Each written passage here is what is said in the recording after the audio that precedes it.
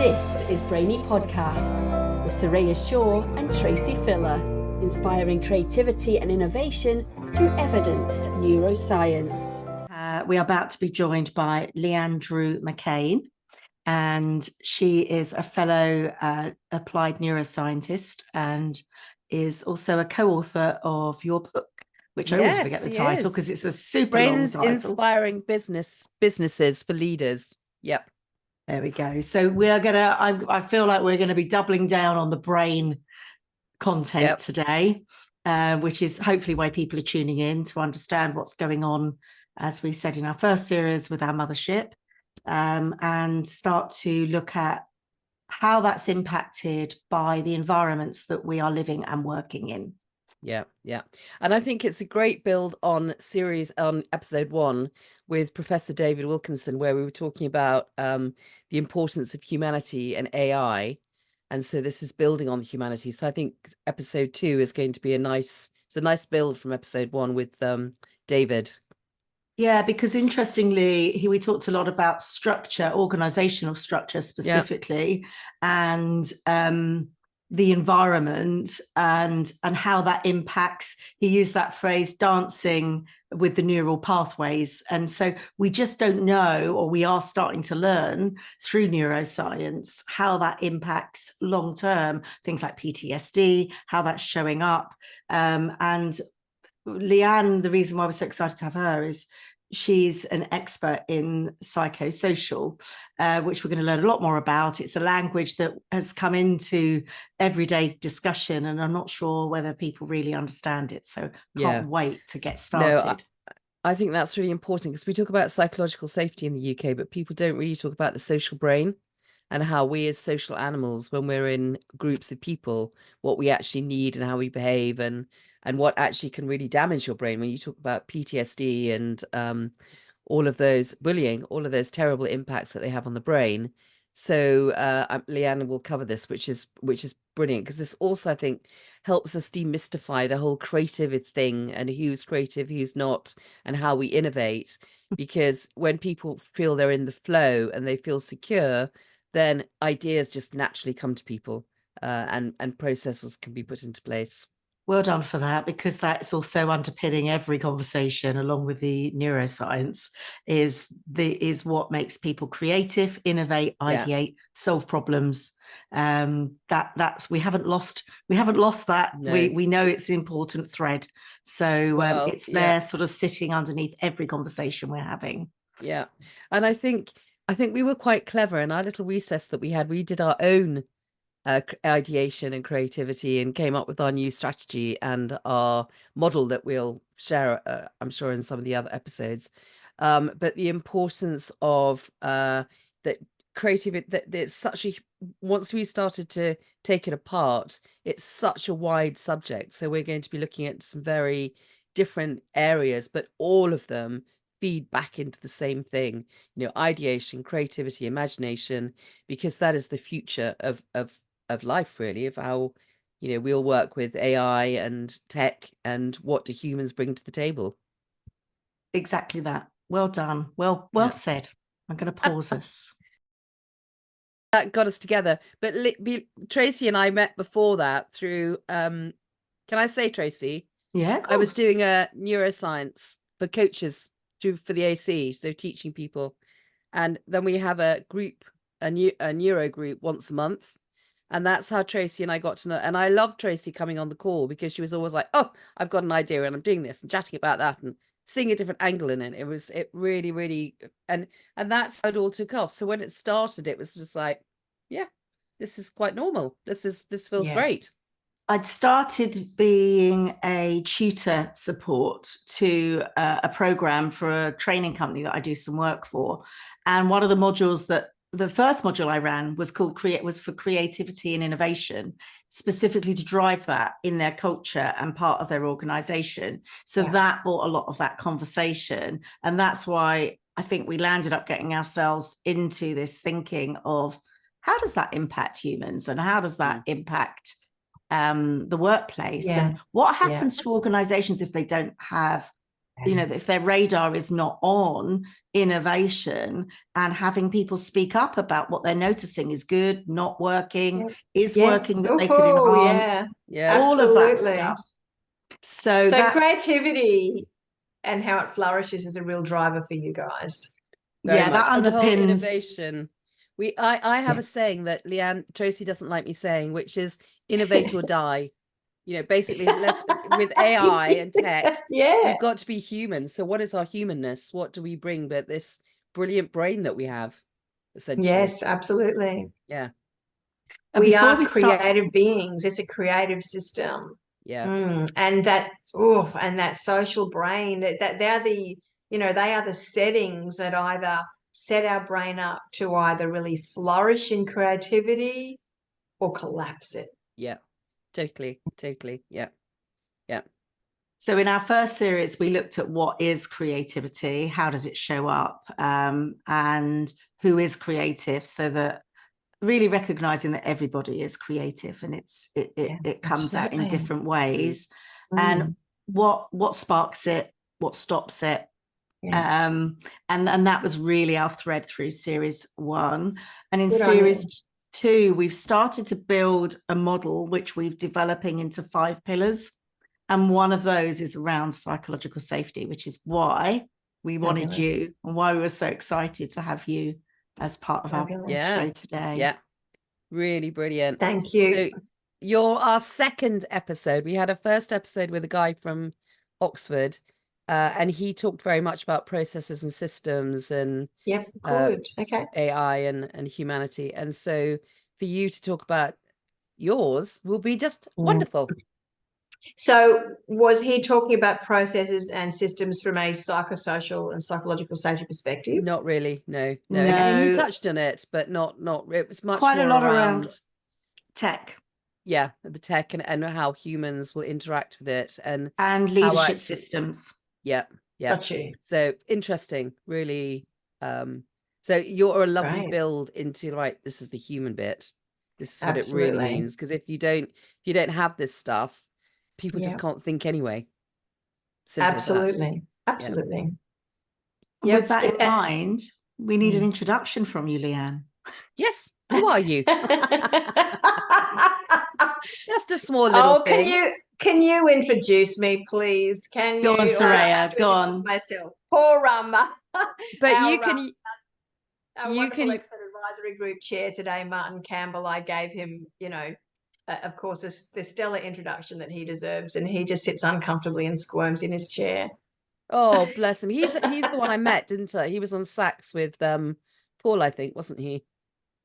Years ago or a while ago, I think. So I think so. Yeah. Yes. Oh, yes, he was. I had him co-present a couple of times, with me and in various in the higher education sector partnerships we've had, all sorts of things. Yeah, but I forget. No, you have to do yourself because I'm going to forget. Me. Yeah. Okay. I will just introduce you. So just Leanne and I met through our wonderful Professor Paul Brown, who we were doing our MSc in Applied Organizational Neuroscience. Sadly, he's not with us anymore, but he was a great inspiration for us learning about neuroscience. And I know he's been a really good friend of yours, Leanne, as well. And Leanne is with us to talk to us. She's a pioneer in Australia for a psychosocial network amongst businesses. And so, Leanne, please, who are you? Thank you, Soraya and Tracy. I am a person who is fascinated by the social brain, is who I am. And, going back to that that very first interaction that you and I and others both had with that wonderful Professor Paul Brown in that very first session in our MSc course, when Paul started talking about the emotional brain and the brain as the organ of relationship. I knew I had found, and this is almost a decade ago, I had found, the path that I needed to bring all of my work to life. My point of real fascination and purpose is the brain as the organ of relationship. So that has taken me into a lot of interesting places over the years. I'm a CEO of the National Psychosocial Safety Network. And that is a very exciting initiative that we established a year ago in Australia, really in response to the increasing focus that psychological safety and psychosocial safety were finally receiving in this country, which really was culminating in some legislation that was established 2 years ago now, via a code of practice via our national federal authority, Safe Work Australia, to really establish in workplace health and safety legislation psych safety, and the need for organisations and leaders to be active in preventing risks to workers. So it's very preventative. Absolutely right. Yes, although I still think we have a poor handle on what prevention is. But so that work for me, establishing the network for me was a build on a previous sort of 15 plus years of work, in which through my company and various partnerships and initiatives have developed programs designed to work with the social brain, effectively programs that roll out across organizations to give staff the tools of a shared language, a shared eyesight, and shared skills to build a safe behaviour culture at work. I happen to think that that is an absolutely necessary state for creativity, innovation, problem solving, difference thinking, troubleshooting to occur. Without that, without our brains, our social brains operating in a state of relational safety with each other, all of those faculties that we need, are locked up essentially. So that's been, the background to my work. I have established programs in that area, as well as work with leaders and organizations at the culture change and leadership capability level as well. So but the network is now, I guess, the vehicle through which we drive a lot of that work, and its purpose is to bring together a professional community in this country and beyond, of leaders and practitioners in the field, as well as work with peak bodies in industry, and on initiatives, as well as work with organizations on their psychosocial safety growth plans. Brilliant. Wow. I'm in awe of that. One of the things that we recognized when we were learning more about, or when I was learning more about you, is just how advanced Australia seems to be in leading the way on this. Saraya, you are in our steering expert group, trying to drive legislation here to cover this and protect bullying in the workplace. But we are still at that discussion stage in the UK. And so it's I'm quite excited and frustrated that you're a good few years on, because that legislation has already been out a few years.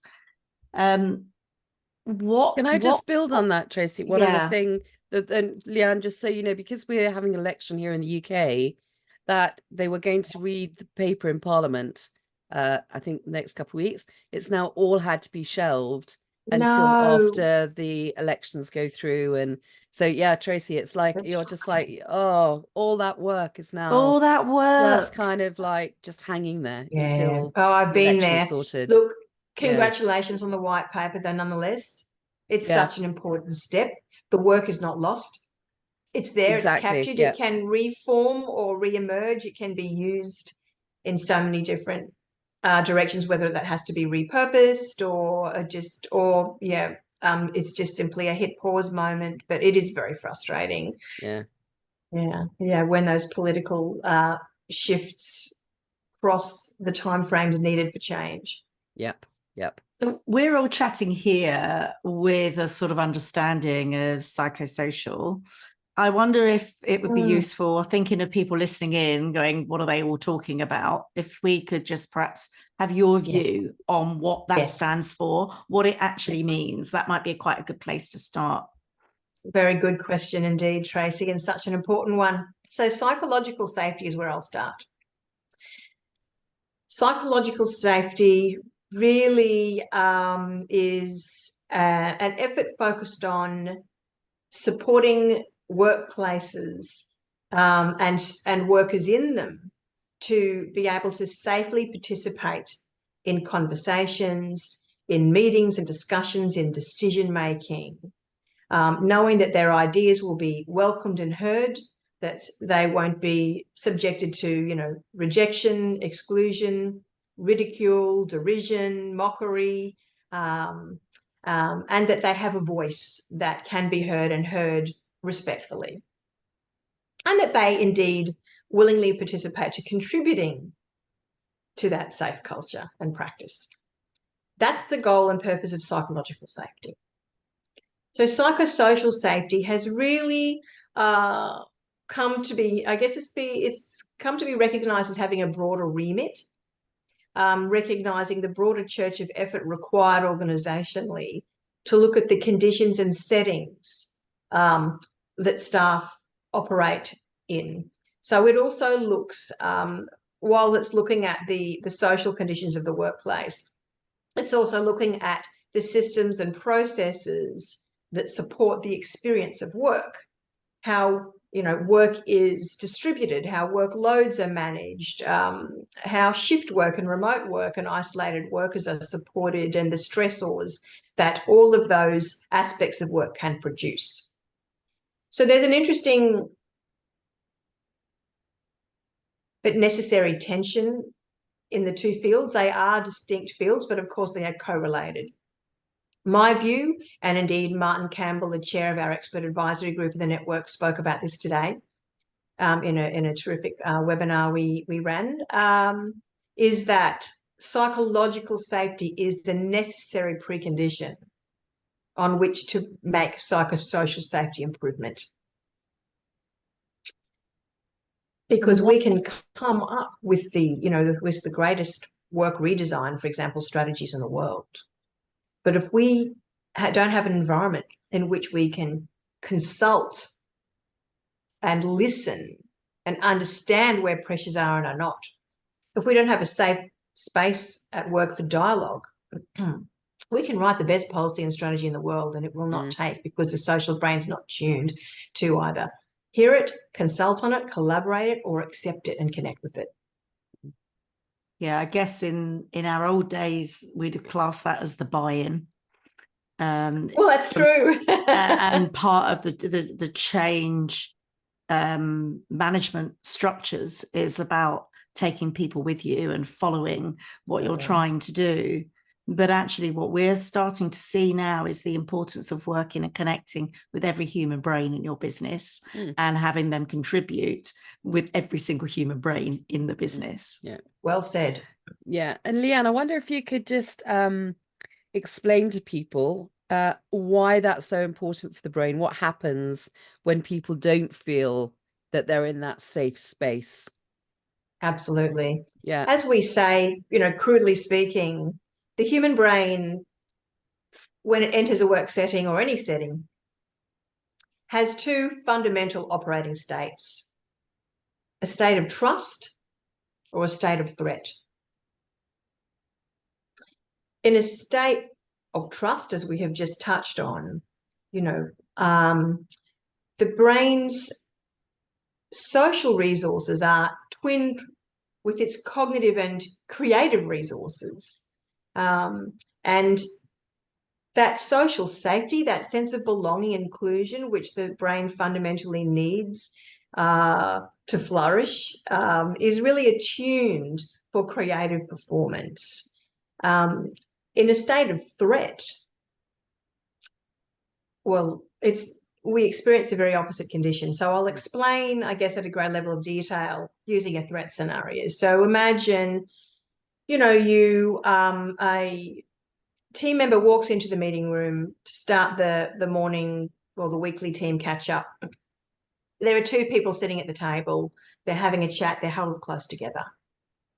The team member walks in, says good morning, and they don't stop talking, and then sort of briefly, with a curt tone of voice, without making eye contact, glance over. Hey,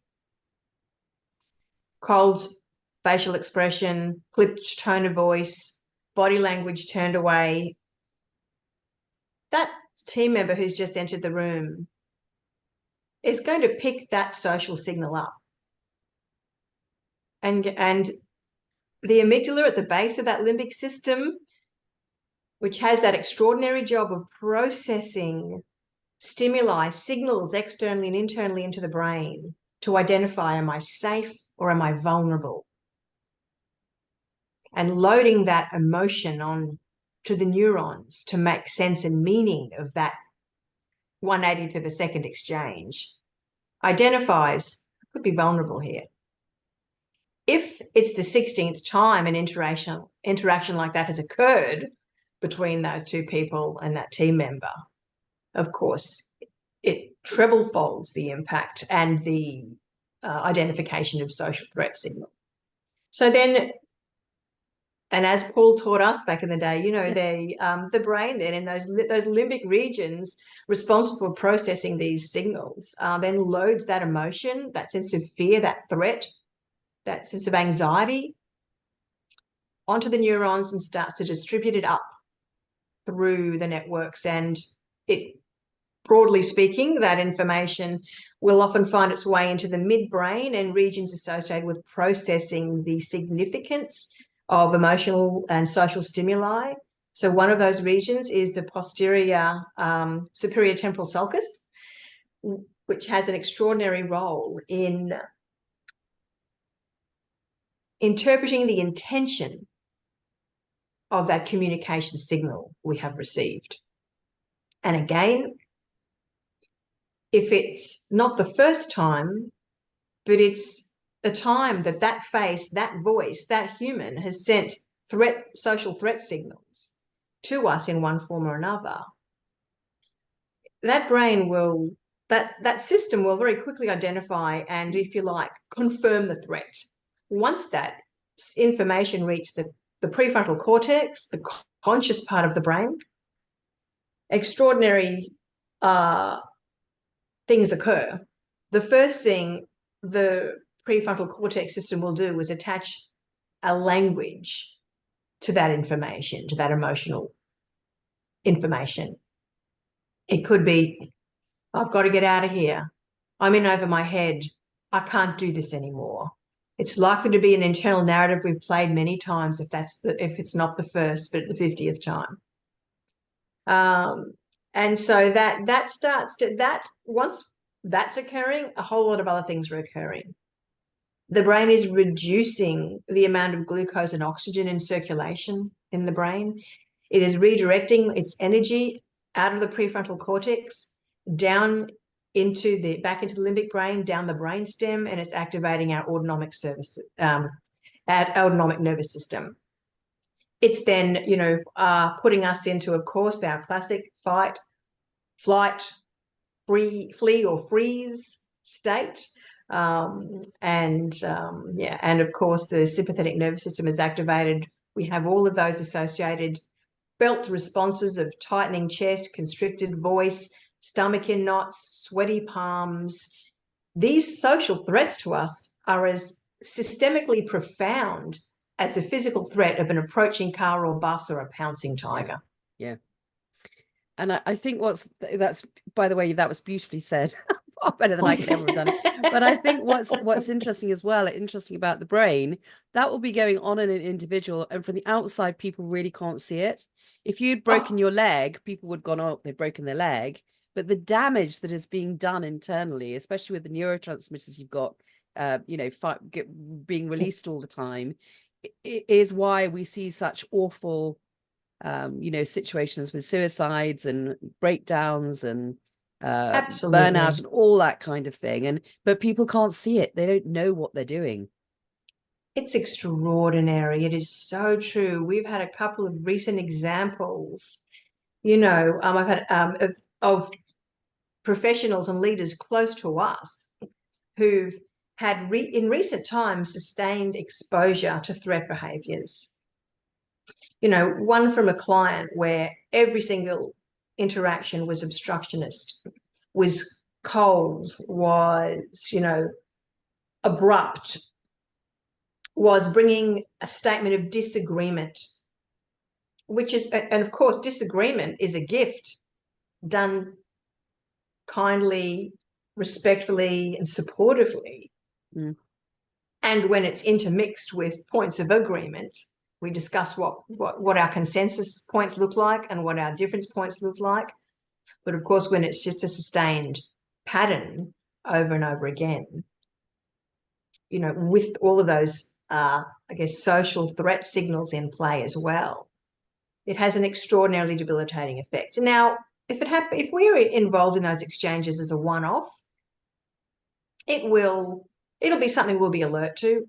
Our social brains, based on their own experiences and their own developmental and epigenetic factors, will at some level, to some degree or other, likely pick up some social cues of threat.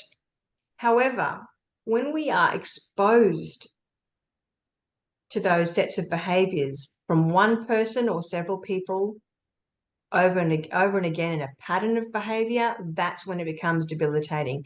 And when we have to turn up to see that person every day or every week, and there's no sense of potential escape, it's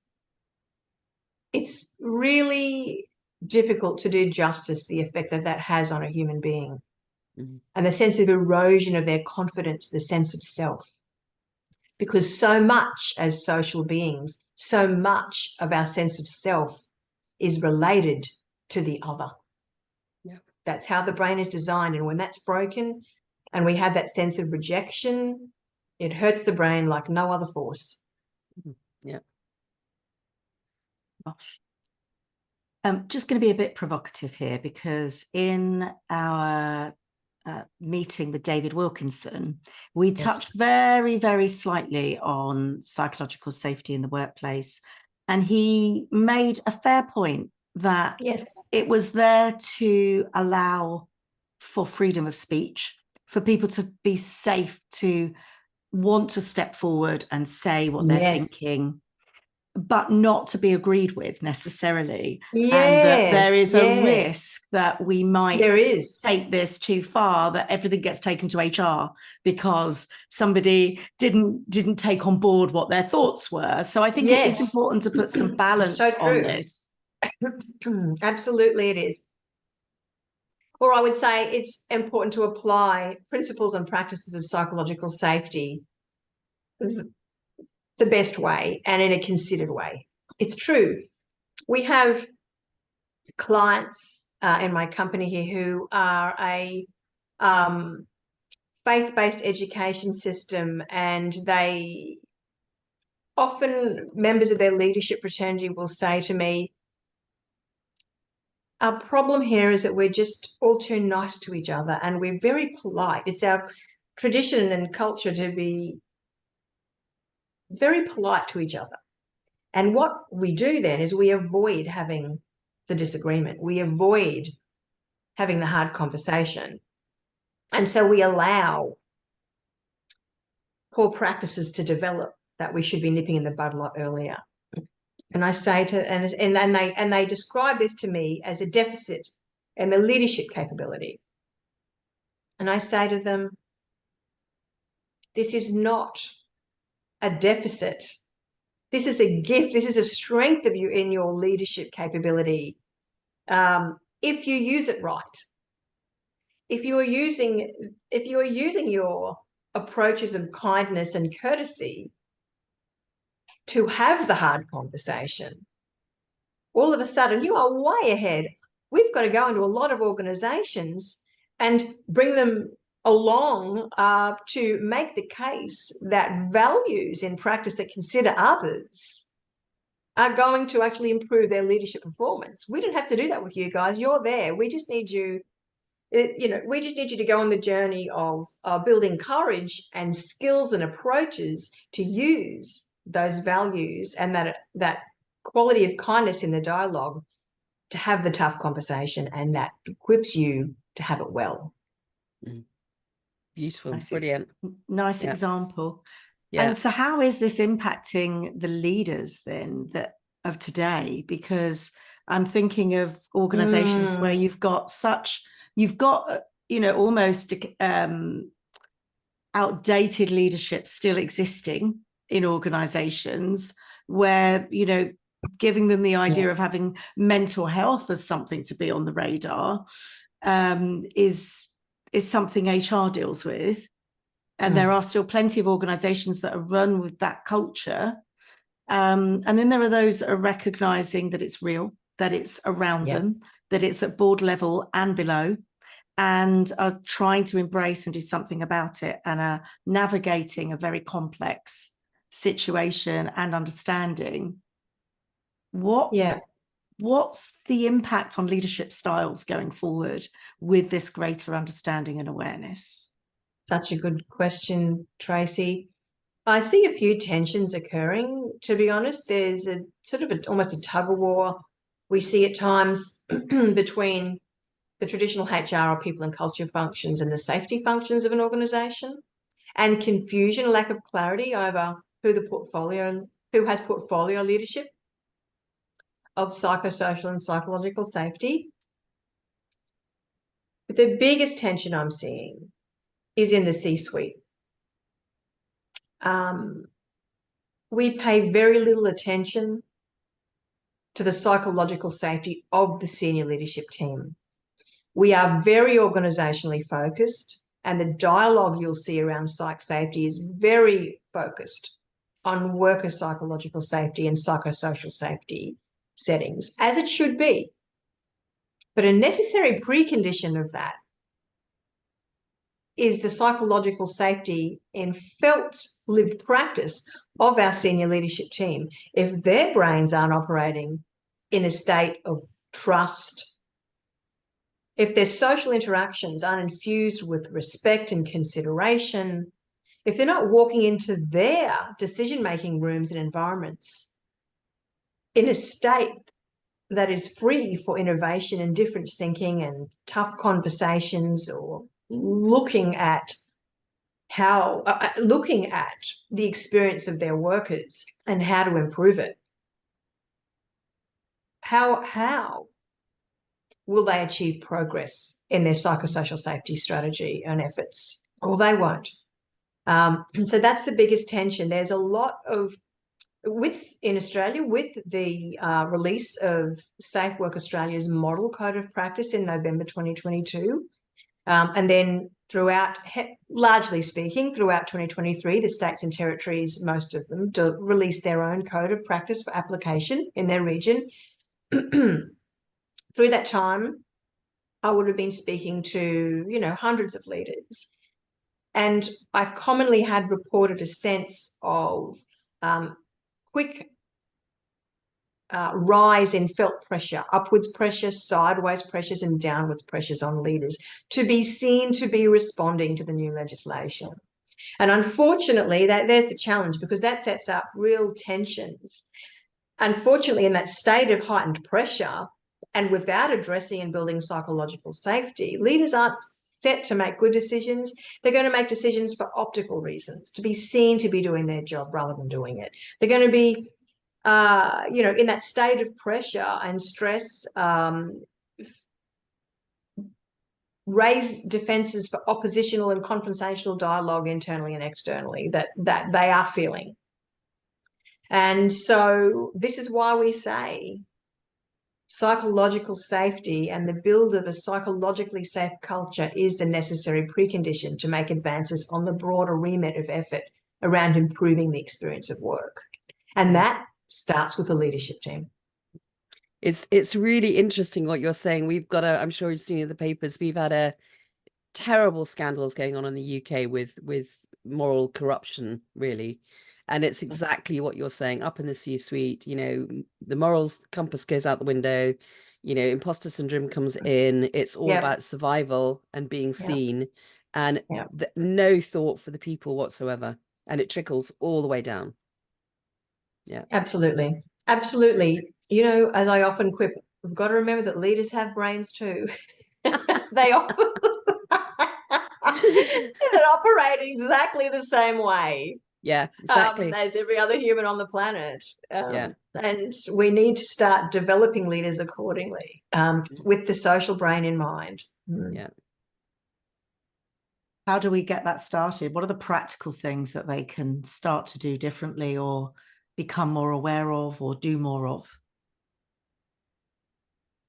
Nothing improves if we don't talk about it. When I started this work, and I do just prefer to say upwards of 15 years ago, and dates have remained. Oh, I'm going to nick that. I'm going to have that one.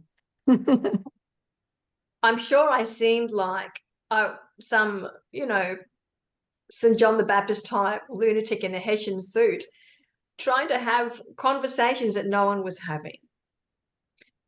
Because when it became clear to me, when I popped a pair of glasses on one day, as it felt like I did, to have to perceive the patterns occurring in these human to human exchanges in the leadership rooms.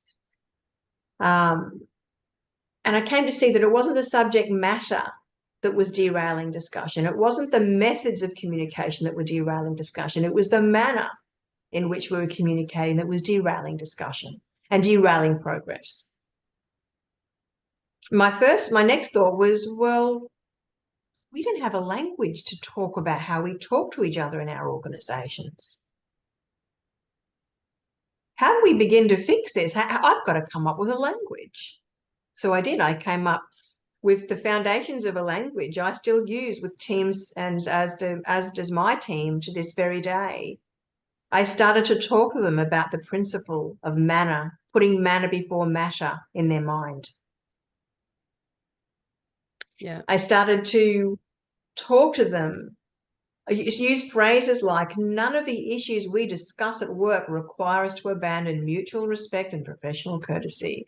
The subject isn't responsible for our behavior, we are.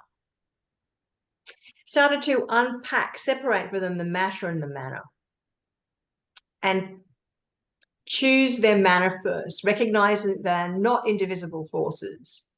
The issue we're discussing, or our passionate attachment to it, or any other thing that might be motivating us,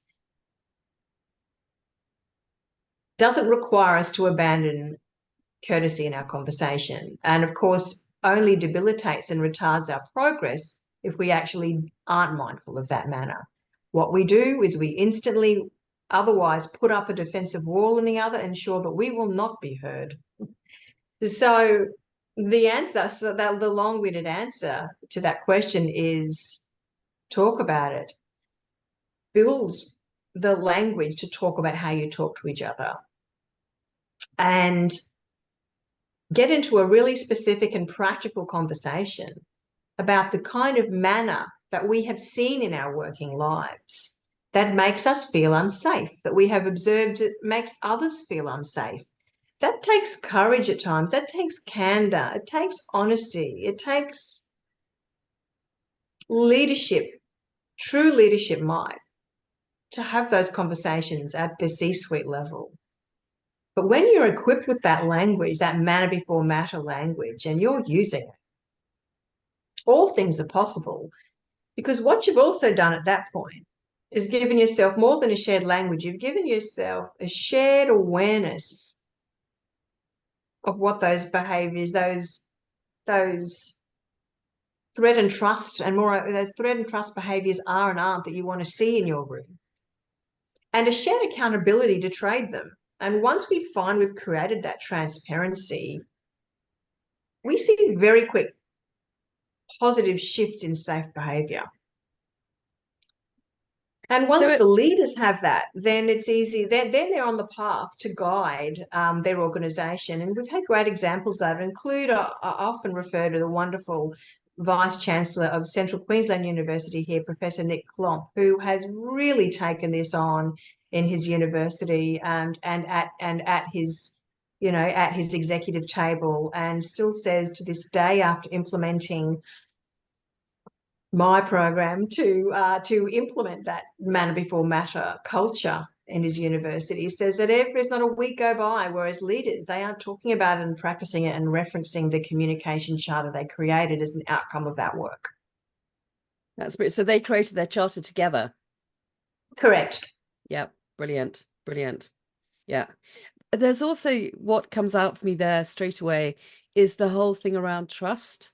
What is trust? Because I've seen leaders who can play lip service to things because they feel it's the right thing to do, but whether they actually do it with honesty and that people trust them, I think is also what I'm hearing you say is so important. And unfortunately, the brain is very good at perceiving authenticity and behaviors and signals that are disingenuous. Yep.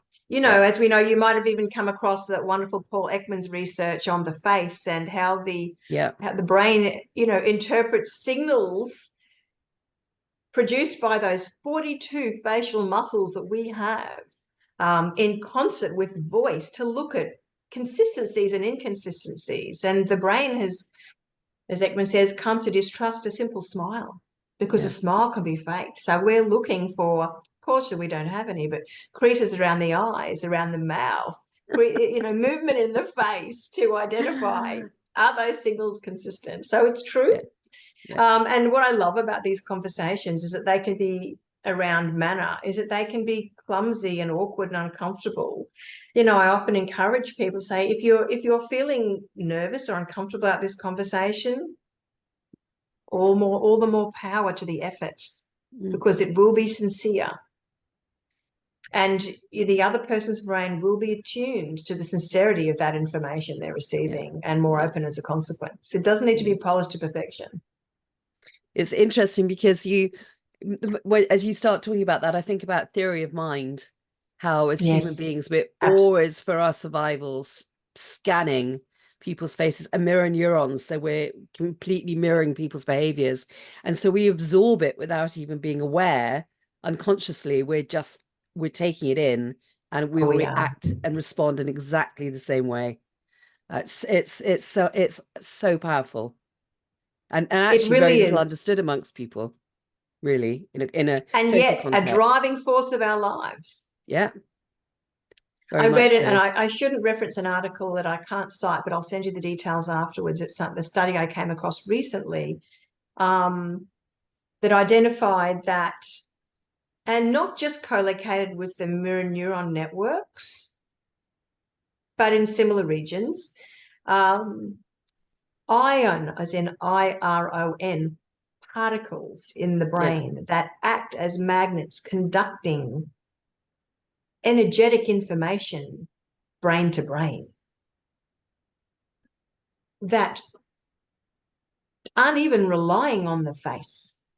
They're not even waiting for the vocal tone to be processed. But the very energetic intention of the other towards us is perceptible to the brain. It's phenomenal. Extraordinary. The unknowing magnificence of our social brain, and it's enabling or crippling power over us. So you know, it's one of the greatest priorities of the human endeavor to know it and understand it, and choose work with it. Use the good power. Work with it. Lovely example of that was your chapter in the book where you talked about a gentleman's flight. Yes. Would you mind sharing that? Because I think that's the power of not being on your own doing this.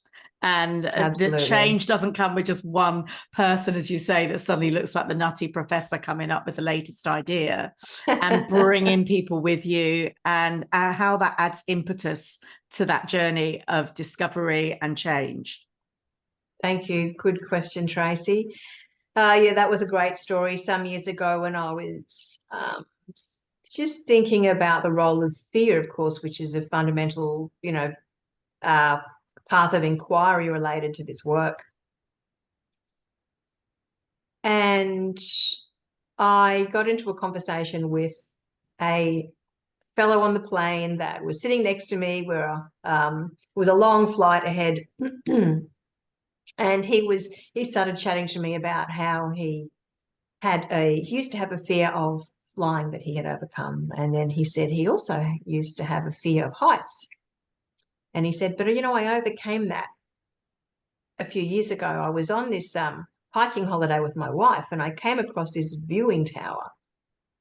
And I thought, you know what? I'm going to climb this. I'm going to conquer this fear. I've had enough of it controlling me. I want to get up there. I want to see if I can do it. So he starts climbing the tower, and his palms start to sweat, and his sympathetic nervous system is fully kicking in. He gets about halfway up the tower, and he freezes. He's in a fully blown panic attack, and he cannot ungrip that, the rungs on the tower. And his wife calls and calls. He said, I don't know how long I was up there for, but eventually I was just able to loosen my grip and just start to get control. And I got back down to the bottom, and I was a shaking mess, so frustrated with myself and so distressed.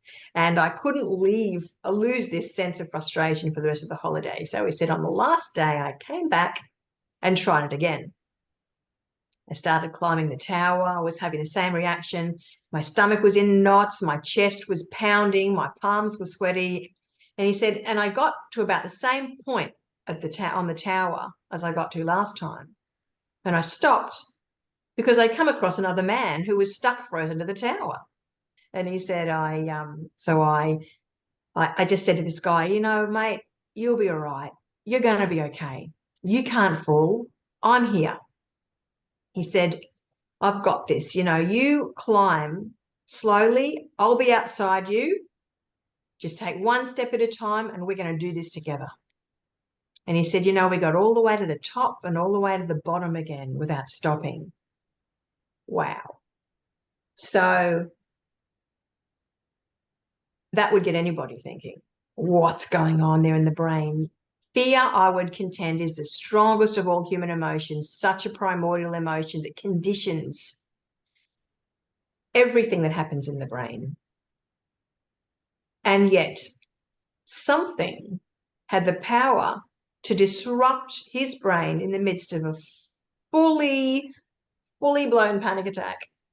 So I started looking into that more and more, and found some really interesting studies about a region called the ventromedial prefrontal cortex that has a very interesting twinned role in regulating fear and producing cognitive empathy, telling us that those two functions are correlated and that each other is the solution to the anxieties of the self.